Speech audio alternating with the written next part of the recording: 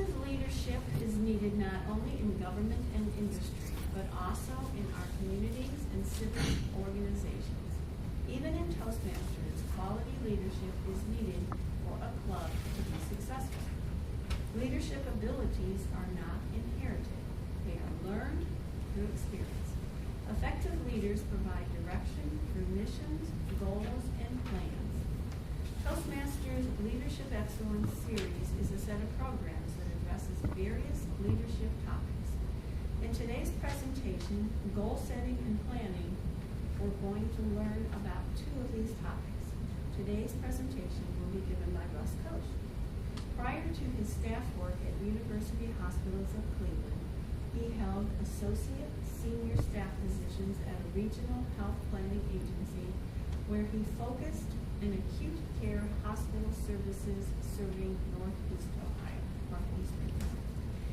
He will use examples from his work to illustrate this subject. The title of his speech is Goal Setting and Planning from a Regional Perspective. Please welcome Russ Kosch.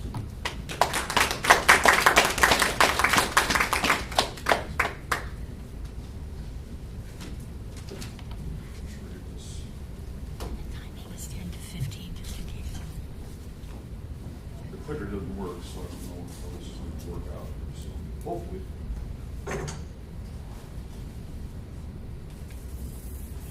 Welcome, Toastmasters and guests. Today's topic is goal setting. How exciting! You've got an extra cup of coffee today. You'll be able to get through this a little bit better. It's going to be a long. I could use personal example, like a personal goal or a goal for Toastmasters Club to illustrate, but I think that would be very simplistic and even add to the boredom.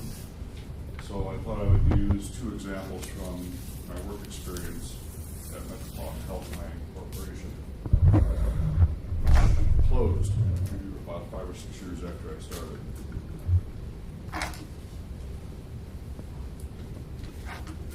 First of all, let's move on to goals here. For some reason, the slide isn't there, it should be down. Goals should be specific, measurable, action-oriented, realistic, and time-bounded. At Metropolitan Health Planning, one of the focuses of the planning was to try to eliminate or minimize duplicate services offered by hospitals in the region. One small example was CAT scanners or CT scanners. When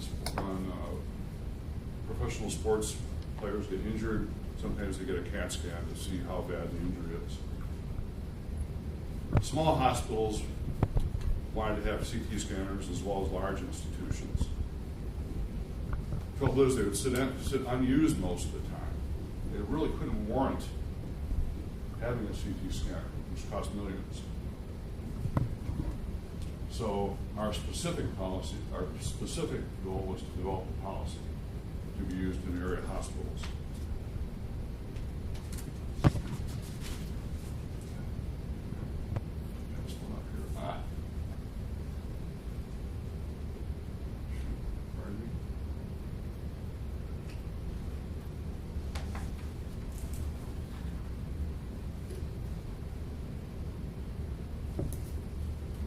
Too hard, sorry.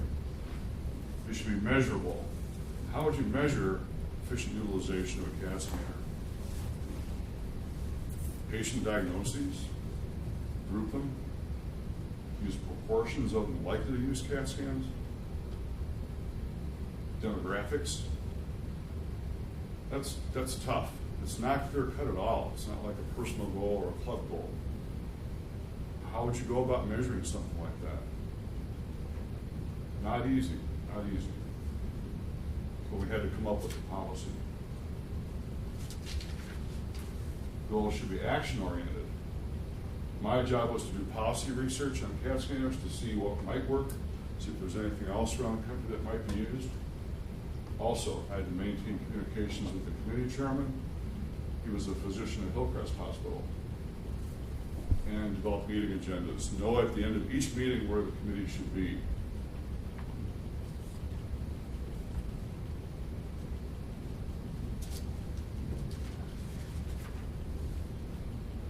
Goals should be realistic or relevant. CAT scanner policy for the region, realistic?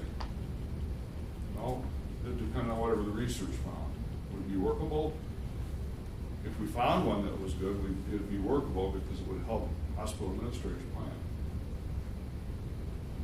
Then hospitals could use their own projections, and at that time, it would be determined whether or not those projections were realistic.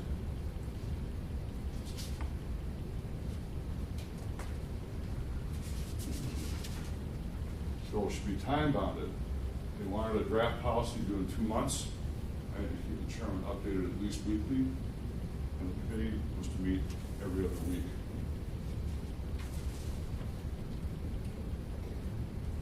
Let's move on to planning. Planning describes how a goal will be achieved by providing structure and an outline for action. It also provides direction for the organization that can be modified over time. Plans aren't cast in concrete, they can be changed. Goals of planning makes leaders more future-oriented, enables leaders to coordinate decisions, and measures the use of resources. In this particular case, we hope that the plan or the policy would enable administrators to plan for the future in their use of CAT scanners, enables them to coordinate decisions, and ensures efficient use of resources. If a smaller hospital wanted a CAT scanner, they could communicate with a larger hospital or an independent radiology group that owns a CAT scanner and coordinate use of the equipment so that it would be more cost effective. Planning process. Establish strategies for meeting goals and setting timetables, anticipate obstacles, and monitor progress. In this case, as I mentioned, CT utilization measures were very difficult to come by. The committee was very reluctant to come up with a policy. In the end, I found an agency in Wisconsin that was using a CAT scanner policy that was used a good measure for utilization that provided the committee with what you might call an aha moment, and were able to come up with one. One thing I found in looking at planning and goal literature that completes the Toastmasters part of it is that one crucial aspect is left out of that literature and out of Toastmasters presentation, that without it, a goal or a plan will fail. It's crucial for their success. Assumptions. Critical. Circumstances and events that must occur for the project or plan to be successful. The problem is that assumptions are accepted as true, but without proof, without demonstration. A different project, one small aspect of one project that we had to work on was projection of need or demand for patient beds by services for 5 years down the road. The committee that I staffed for that one was larger, but also consisted of pretty much the same cross-section of administration, physicians, and planners from larger hospitals. We could use trend lines to project need for beds by service. We could use demographics. Is that enough? What about the shift in services, in acute care services, toward more outpatient services? What about more technology coming along, reducing the need for beds? I could do my own trend lines, my own projections based on the past, but that would assume that other forces weren't at work. The chairman of the committee came up with half a dozen or so assumptions that he ran by these people that had to be agreed upon by all of them before any methodology could be applied to the current bed demand in the area. Each of those people, administration, position, had their own viewpoint and their own self-interest. So by going over the assumptions beforehand, those concerns would be addressed. The first 2 or 3 meetings of the committee were taken up just by discussion assumptions.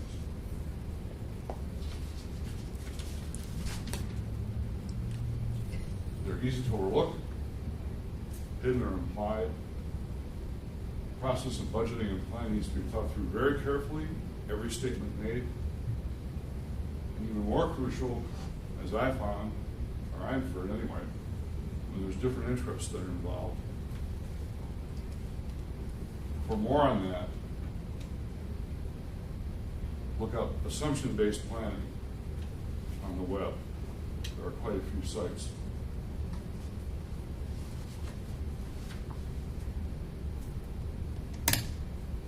There's another planning technique that I came across working at the agency that I tried to get ready for in case we needed it. We did not, so I didn't have any practical application of it. But if you're going into management of any kind, it may be a good tool for you to use. And that is scenario planning. Scenario planning was pioneered by Royal Dutch Shell, the global oil giant of the Netherlands.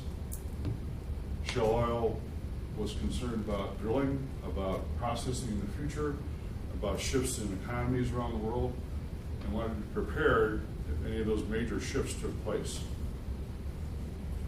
When they did, Shell was positioned to handle them in a much better fashion than other oil companies.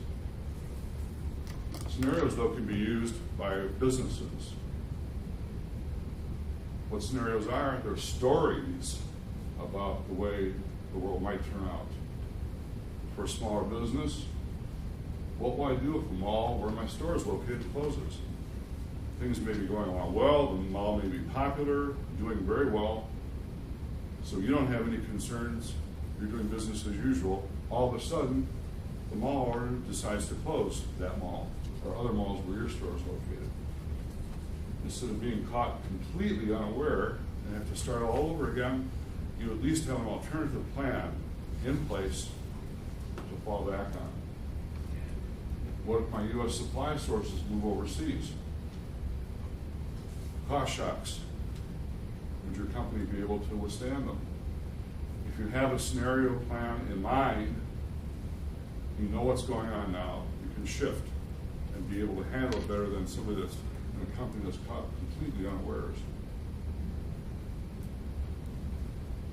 Scenario planning is a tool for ordering your perceptions about alternative future environments as a guide for decision making.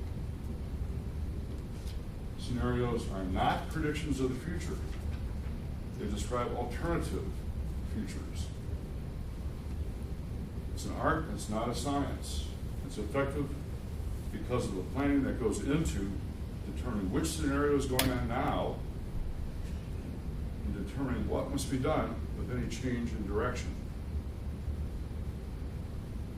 I refer you to any scenario planning for business websites for more information on that topic. It's pretty fascinating. I hope this presentation maybe changed your thinking about what goal setting and planning is, and has given you an example of new ways to look at the subject. It will open up your thinking about the situation you may find yourself in if you're faced with the challenge of coming up with a new strategic or business or marketing plan. Better results will be your reward. And Toastmaster.